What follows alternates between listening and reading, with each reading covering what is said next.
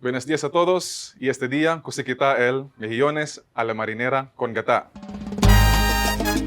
Casca el enhebre y después sahapino hasta que dejará fósforo.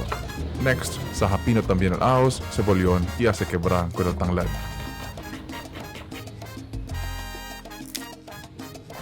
Poco lang. Naun karahay, calenta aceite y pone con el enhebre, cebollón, ajos y el mejillones. Mejillones. Pone aquí el gata, pero medyo lang.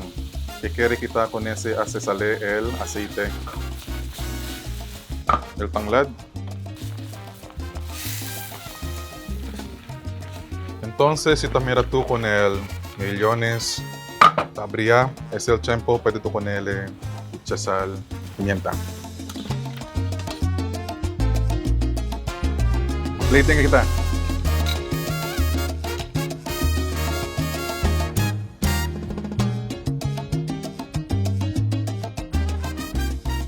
Ya, prueba kita.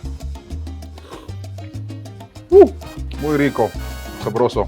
I love gata. So, maski na manok, seafood, el gata is perfect. Very native kanatun. So, we need to use more of it. Actually, na datong mga dishes. Ya, kumaya kita. Sarap na ba to?